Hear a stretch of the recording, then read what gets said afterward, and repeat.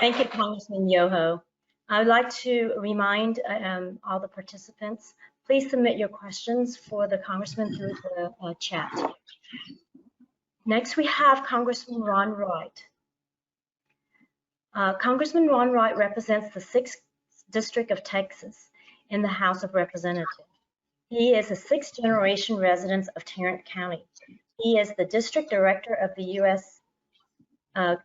Congress Chair, Congressman Joe Barton, 2000 to 2009, and is the Congressman's Chief of Staff from January 2009 to May 2011.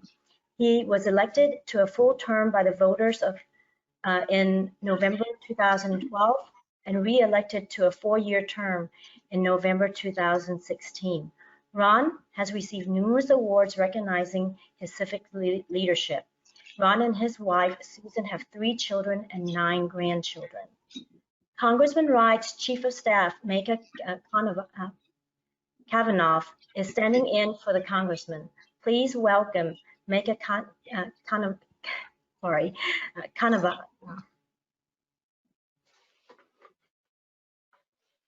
That's quite all right. Appreciate you having the Congressman on today. I know he's very grateful for the opportunity to be here. Unfortunately, he was hospitalized Sunday due to some complications with his cancer and a bout with pneumonia. Otherwise, he would be joining you all here today. So thank you for inviting him and having him. And I'm grateful for the opportunity to step in and say a few words on his behalf. And don't worry, I sometimes have a hard time saying my own name, so that's not a problem at all.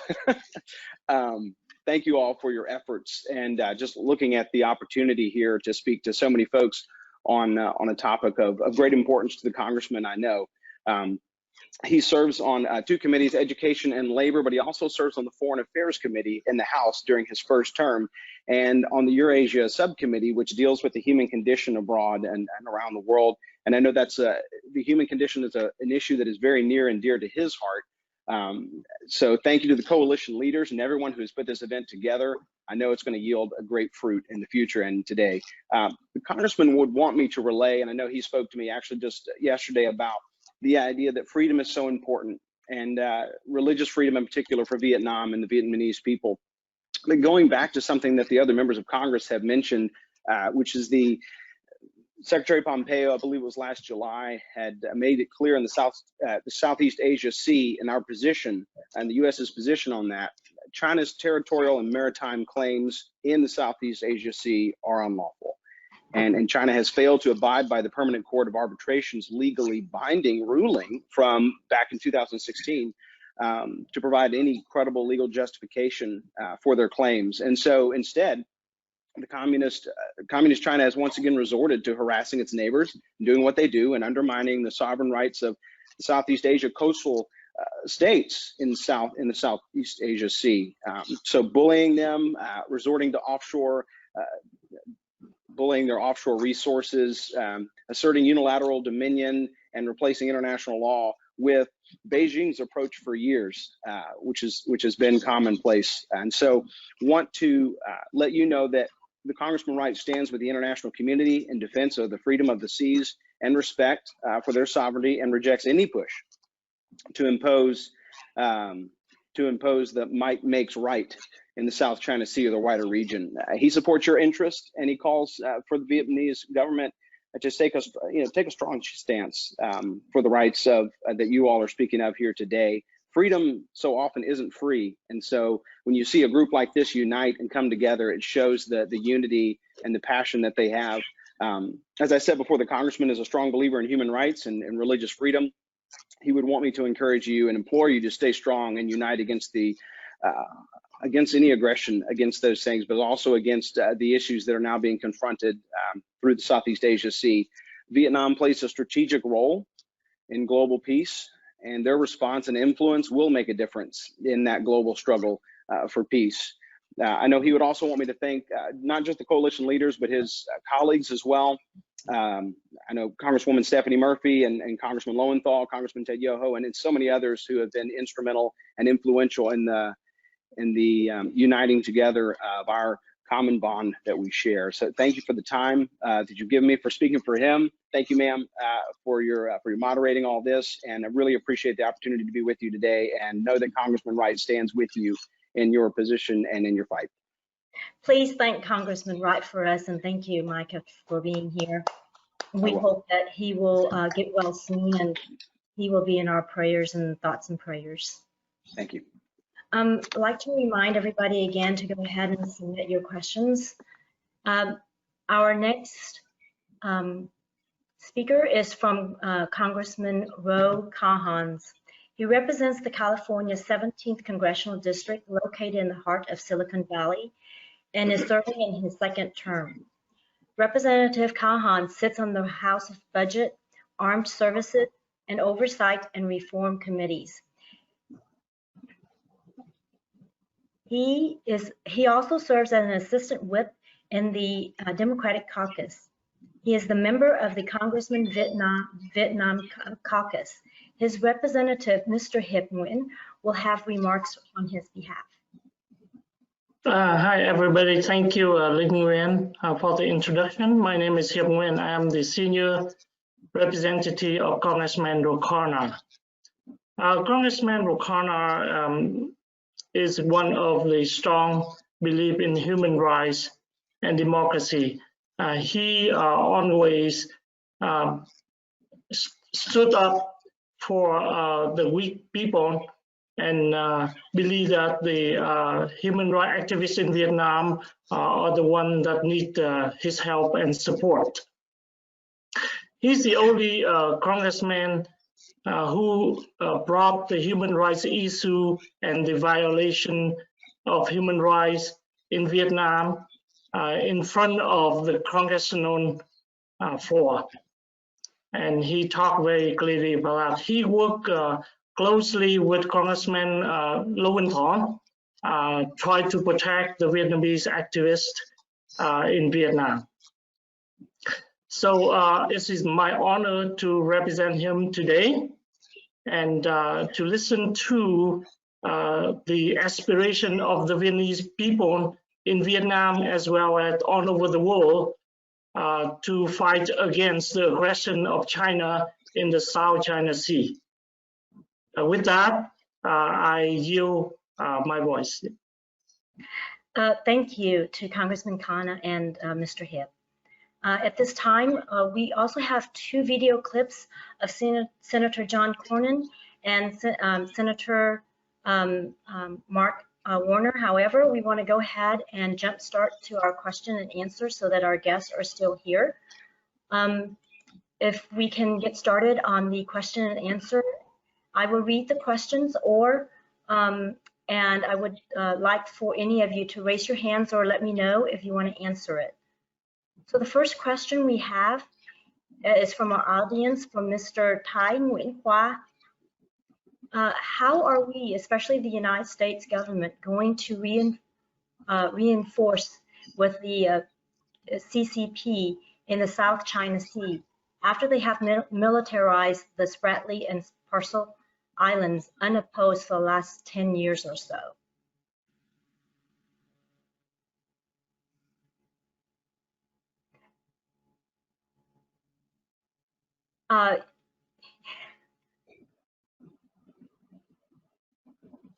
Well, anybody want to take a stab on this? Micah, would you want to help me with this one? Am I still muted?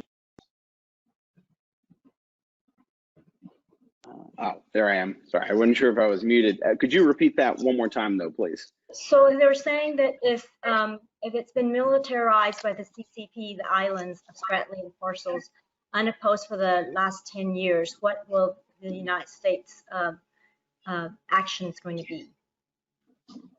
Well, I don't want to speak for the United States on anything that might happen, not knowing all the scenarios that might take place. But I do think strength shows commitment. And I think if the United States stands with, and the members of the Congress that you see here today, and obviously Senator Cornyn, if they stand with the people now and they show that support early on and continue to show that, I think strength shows a determination as to what you would support in the future, and that is the legitimate claims that the people have to the Southeast Asia Sea and that whole and the issues that we're fighting there, not physically necessarily every day here from the U.S.'s standpoint, but I do think that we need to show strength now. That's what I would, and I know the congressman believes that. Obviously, there are overtures, there are things you can do. I mean, the Trump administration has done several things. They've rejected Beijing's unlawful claims to the offshore resources across the Southeast Asia Sea. But things like that, doing those things, but others will prove to the Communist China Party that we're serious about whatever could happen in the future. So before we get to that point, I guess I would say. Okay, thank you so much. So we have another question from the audience. The United States recently blacklisted 24 Chinese firms over artificial islands in the South China Sea. Since the so-called reclamation of these 7 islands in a decision, the CCP should it make sense to blacklist the CCP instead? Okay. Similarly, in the highlighting of the Mekong-U.S. partnership, the U.S. announced additional funding for transnational criminal activity in the region. We feel that much of the criminal activity originated in the CCP. Should we also talk about who is the culprit of the transnational criminal activity? Do you have an opinion on this, Mr. Hepman? For me, I'm here to listen, to understand more the situation. So I yield to others.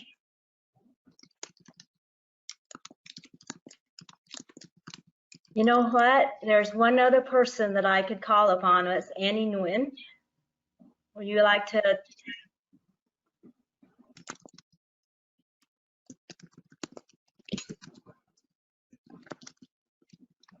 Oh, you're unmute. Can you unmute yourself, please?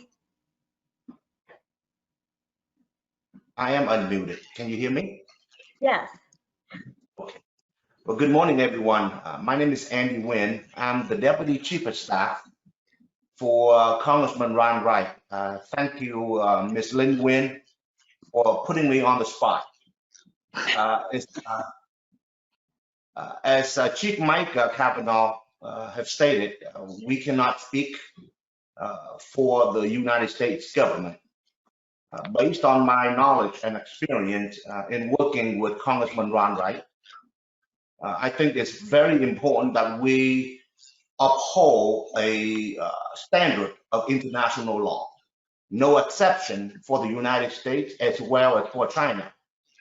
It is extremely important for long-term peace and stability in China as well as around the world, that every country, especially those who have signed trade agreements and human rights agreements through the United Nations, have to obey the law, have to adhere to a certain standard that the international community agrees to. So whether or not the Communist China agree to the common international standards or not will determine the relationship that we can cultivate with Communist China in the future. That will determine relationship in terms of trade, in terms of collaboration in other important areas, economics, military, education, and so forth. The commonality that all nations have to be built upon the respect for international law. And I think Congressman Ron Wright firmly believes in that. That is how we should approach this issue of China aggression in the Southeast Asia Sea. Thank you. Thanks, Andy. We have another question from the audience. While the U.S. government wants to be close to the Vietnamese government to create anti-China partnership, do we ignore the dictatorship and the human rights violation in Vietnam? Micah?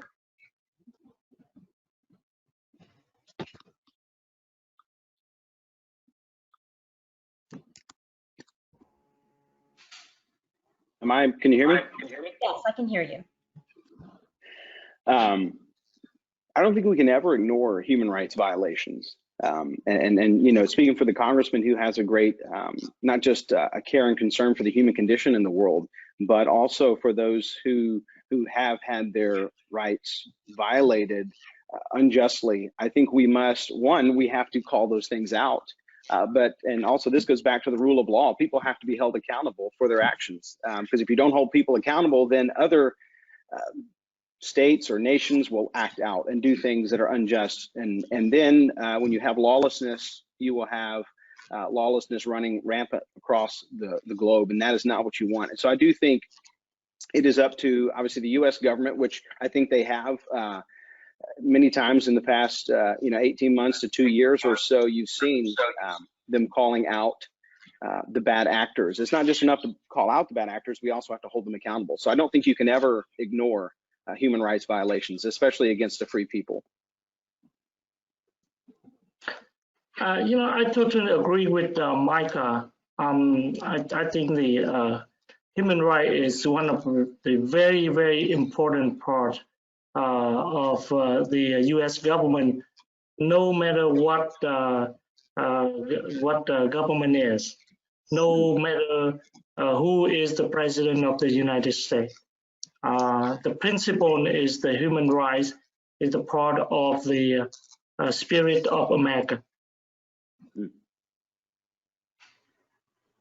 All right, thank you. So this one question is from, I guess, together from the Interfaith Council of Vietnam.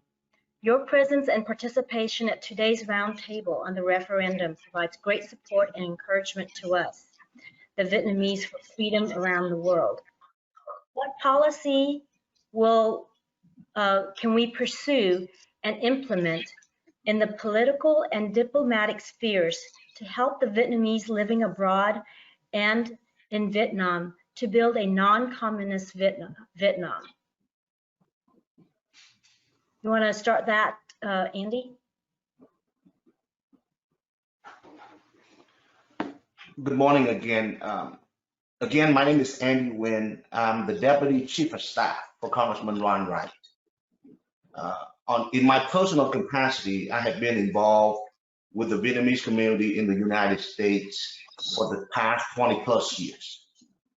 And I understand that human rights and freedom are very important value to Vietnamese Americans specifically and to all Americans. We do not, as representatives of Congressman Wright, we do not intend to intervene into the governance of a country, of any country, including Vietnam.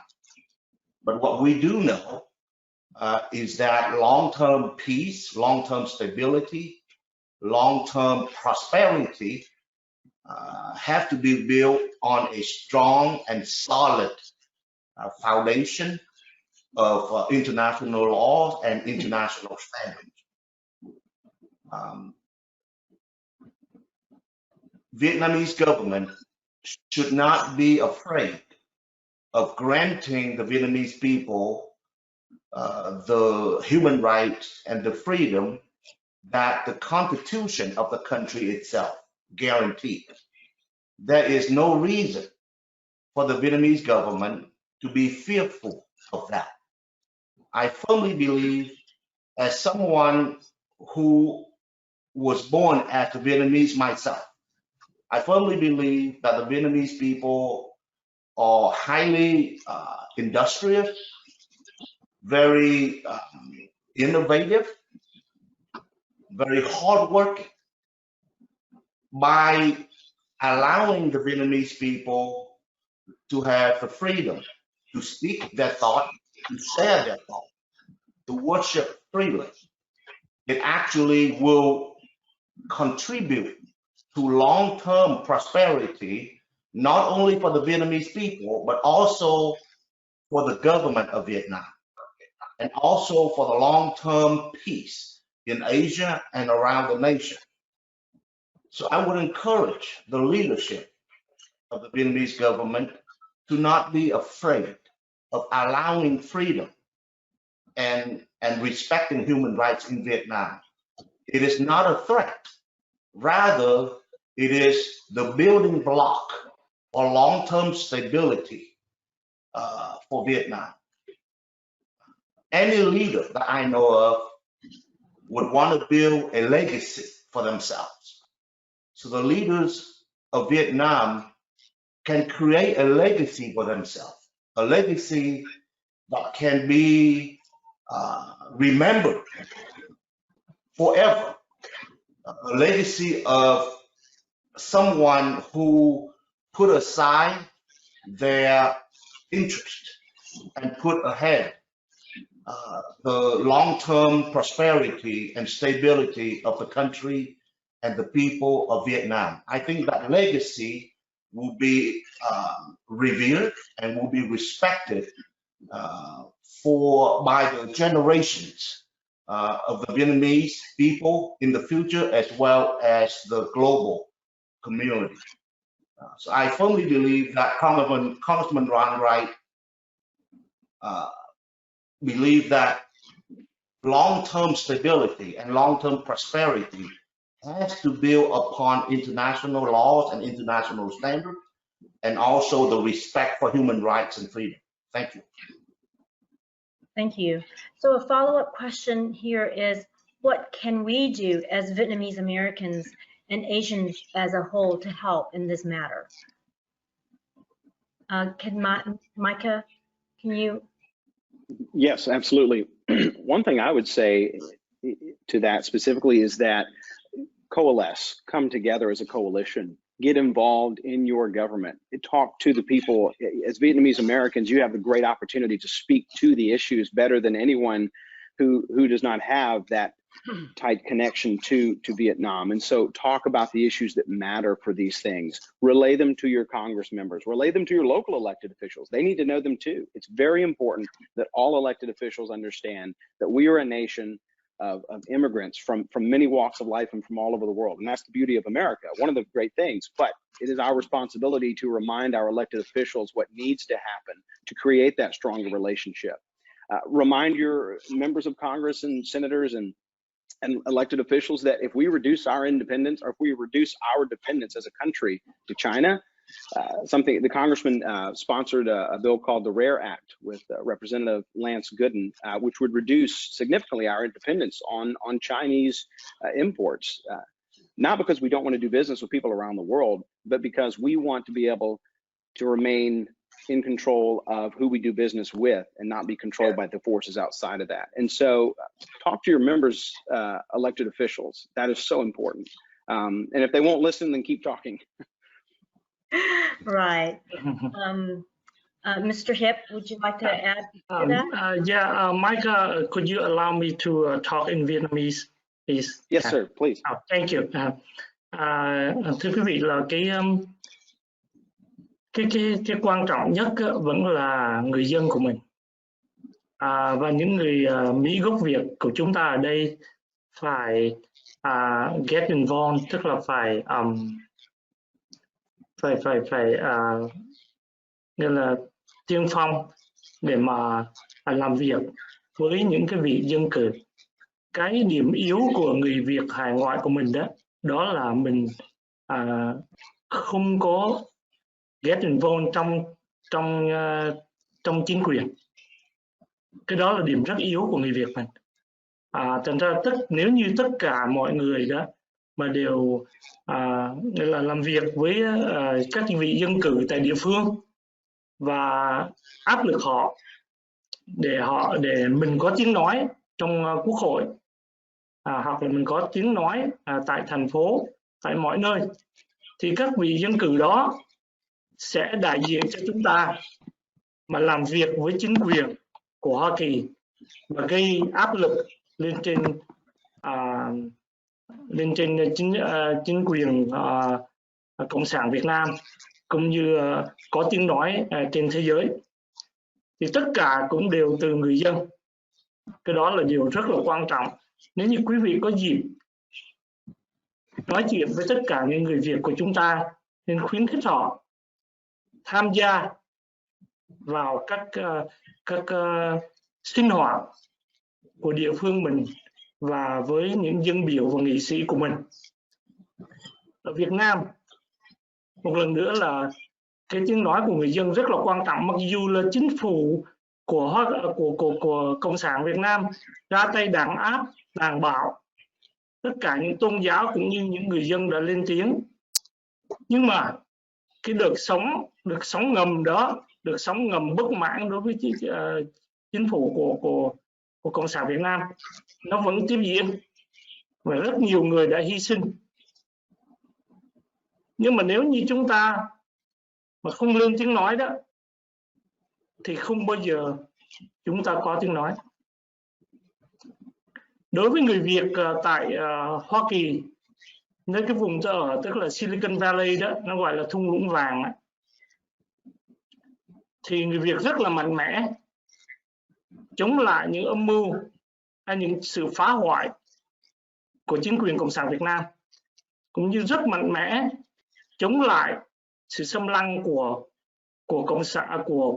Cộng sản Tàu trên đất nước chúng ta. Đó là điều mà chúng ta thấy rất là rõ. Xin cảm ơn. Thank you. Thank you, Michael. Thank you.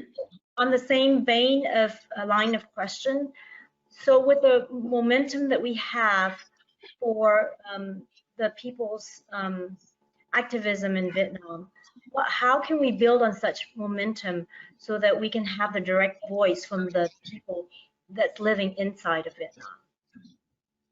Micah? How do we build on what we already have so that we can help them have a direct voice? Right, we have a direct voice now with the referendum. We have a 1.2 million voice.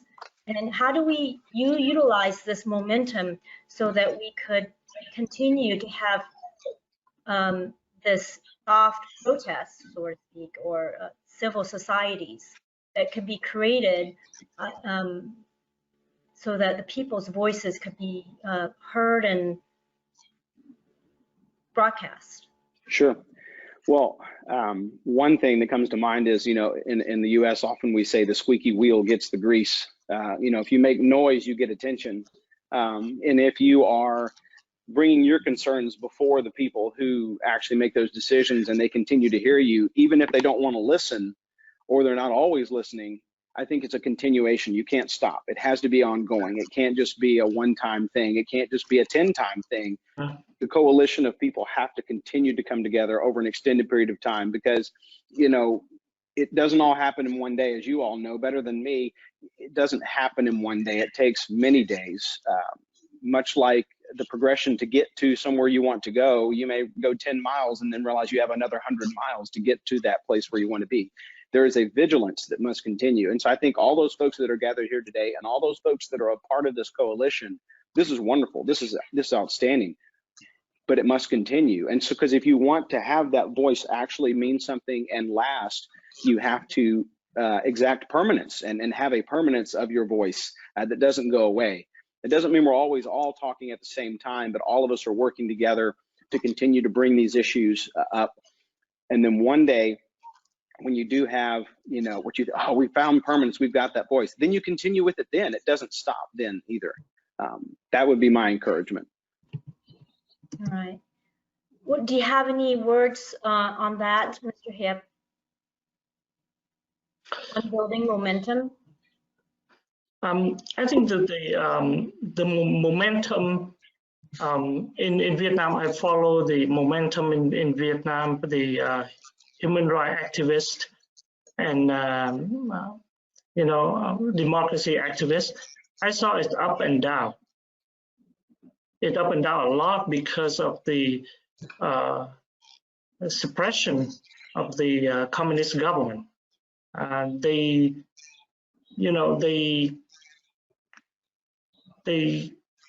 try to suppress this because they saw it as a threat to the Communist Party, not to the Vietnam itself. It's because of the Communist Party that they're afraid of. So in order to do that, I totally agree with Mika that we continue doing that. Continue voice our voice and continue fight our fight. For the Vietnamese American, I myself I used to be an engineer, and I myself got into politics because I believe that I can represent a portion of Vietnamese people to raise our voice to the congressman, so he can raise our voice to the Congress and to the international arena. That's why I accepted the job as the senior representative for Congressman O'Connor.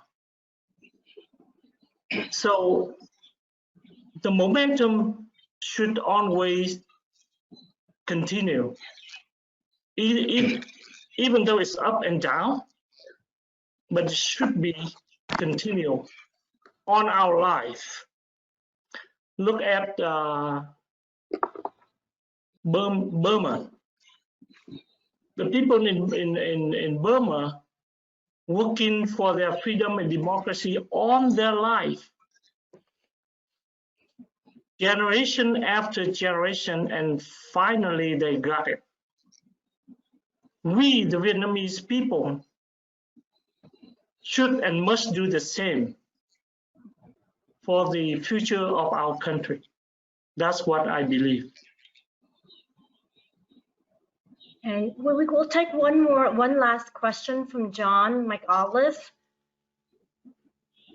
His question is, Vietnam's issues with human rights is not nearly as serious as China's, Egypt's, or Saudi Arabia's human rights improvement in both Vietnam and US, but isn't the priority for this discussion how to find ways of supporting Vietnam and other countries in Southeast Asia against China's aggression and bullying? What do you think of that reasoning, Mr. Andy? Is that we're just more worried about China's aggression and bullying, and the human rights is not as important in this discussion? I think we have to look at the long-term strategic goal for the United States, as well as for the international community, particularly in Southeast Asia. The long-term goal should be prosperity for all nations and for all people in that particularly important region. From that goal, we can derive at a number of activities that we can work together to achieve. Certainly, the number one and most urgent priority is to work together and frankly work with Communist China to encourage them to obey international law and international standards. To remind them that there is a big difference between being a constructive leader and being a destructive bully. There is a big difference. We welcome constructive leadership, but we will stand up to any sort of aggression. That's the most urgent priority. But as I have learned from Congressman Ron Wright, there is no long-term prosperity if there isn't respect for human rights and basic human freedom. There is no long-term prosperity. And we don't want just to build a castle on sand. We want to build a rock-solid foundation for peace and prosperity around the world, and particularly in Southeast Asia. And the only way to do that is to build it on common international human rights standards. That's the only way to do that. So yes, it is a fine line to walk between opposing the expansion and the aggression of communist China and bring about a respect for human rights.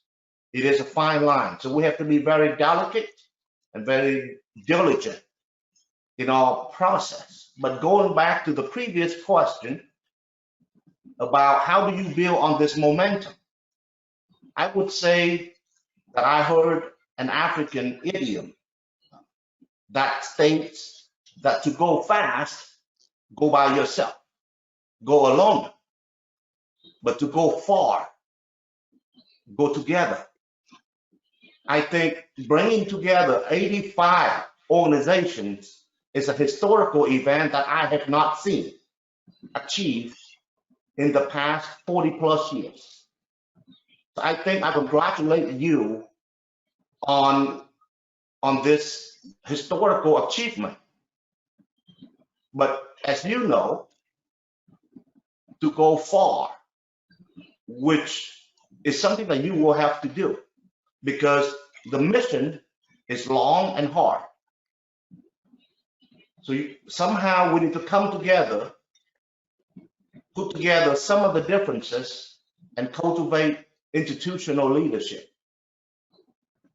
to create a coalition with long-term strategic goals, with a set of core values that everybody can agree to, and that can become a common foundation for this coalition to thrive in the future. That's exactly what we need, is an institution that everybody can be proud of, that everybody can be a part of, so that everybody can contribute to the peace and prosperity in Vietnam and in Southeast Asia. We long for that institution. We need that institution. So I would encourage the coalition leadership to focus in the near future on how you all can work together to cultivate that institutional leadership that is so much needed right now and at this time, not only for the prosperity of the Vietnamese American community in the United States, but also for the people at Vietnam and the people of Asia. Thank you. Thank you, and we definitely do look up to you as one of our leaders. Thank you so much.